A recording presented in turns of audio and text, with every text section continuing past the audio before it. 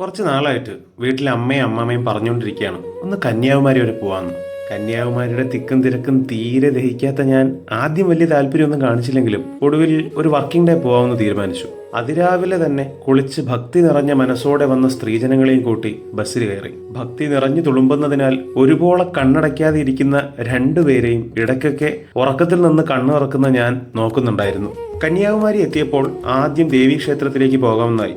അല്ല, ഈ ക്ഷേത്ര ദർശനമാണല്ലോ അവർക്ക് മുഖ്യം. പക്ഷെ നിർഭാഗ്യമെന്ന് പറയട്ടെ, ക്ഷേത്രത്തിലേക്ക് കയറാൻ എല്ലാവരുടെ കയ്യിൽ നിന്നും പണം വാങ്ങുന്ന ഏർപ്പാട് കണ്ടപ്പോൾ എന്റെ താല്പര്യം ചെറുതായൊന്ന് കുറഞ്ഞു. പിന്നെ തമിഴ്നാട്ടിലെ പല ക്ഷേത്രങ്ങളിലും ഇതൊക്കെ കാണാറുണ്ട്. മണിക്കൂറുകൾ നീണ്ട ക്യൂവിനൊടുവിൽ കന്യാകുമാരി ദേവിയെ കണ്ട് തൊഴുത് ഭക്തജനങ്ങളോടൊപ്പം പുറത്തേക്ക് ഇറങ്ങി. രാവിലെ ആയതുകൊണ്ടാകാം തിരക്കായി വരുന്നതേ ഉള്ളൂ.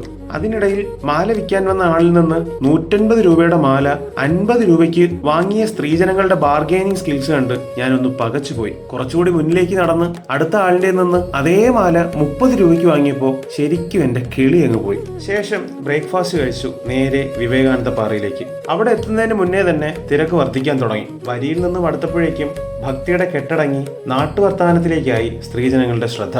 അങ്ങനെ പാറയിലേക്കുള്ള ബോട്ടിൽ കയറി. ആദ്യമായുള്ള ബോട്ട് യാത്രയുടെ ഭയം ഉള്ളിലുണ്ടെന്ന് മുഖത്തെ ചിരിയിലൂടെ തന്നെ ഞാൻ മനസ്സിലാക്കി. ആടിയുലയുന്ന ബോട്ട് യാത്ര നിമിഷ നേരങ്ങൾക്കുള്ളിൽ ലക്ഷ്യസ്ഥാനത്തേക്ക് ഞങ്ങളെ എത്തിച്ചു. സത്യത്തിൽ നല്ല തിരക്കുണ്ടായിട്ടും പാറയിലേക്ക് വന്നപ്പോൾ നല്ല ആശ്വാസം തോന്നിയ പോലെ. കണ്ണാടി പാലത്തിലൂടെ നടന്ന് തിരുവള്ളുവർ പ്രതിമയുടെ അടുത്തേക്ക് പോയി. പോകുന്ന വഴിയിൽ ഹിന്ദിക്കാരായ ഒരു ദമ്പതികളുടെ കൈക്കുഞ്ഞിനെ കണ്ട മാതാശ്രീ വാത്സല്യവുമായി അടുത്തെത്തി. സംസാരിക്കുന്ന ഭാഷ മനസ്സിലായില്ലെങ്കിലും സ്നേഹത്തിന്റെ ഭാഷ അറിഞ്ഞ അവർ കുഞ്ഞിനെ മാതാശ്രീയുടെ കയ്യിലേക്ക് കൊടുത്തു. കുഞ്ഞിനെയും കൊഞ്ചിച്ച് മതിവരാതെ നിന്ന മാതാവിനെ മനസ്സില്ലാ മനസ്സോടെ ഞാൻ പിടിച്ചുകൊണ്ട് വരേണ്ടി വന്നു. പിന്നെയും കുറെ നേരം അവിടെ സമയം ചെലവഴിച്ചു. കന്യാകുമാരി വന്ന സംതൃപ്തി രണ്ടുപേരുടെയും മുഖത്ത് ഞാൻ കണ്ടു. അങ്ങനെ തിരിച്ചുള്ള യാത്ര തുടങ്ങി. അതിനു മുമ്പ് ഒരു തമിഴ്നാട് സ്റ്റൈൽ ഊണ് കഴിക്കണമായിരുന്നല്ലോ. അങ്ങനെ ഊണും കഴിച്ച് സ്ത്രീജനങ്ങളുടെ ആദ്യമായിട്ടുള്ള ട്രെയിൻ യാത്രയും കഴിഞ്ഞ് നേരെ വീട്ടിലേക്ക്.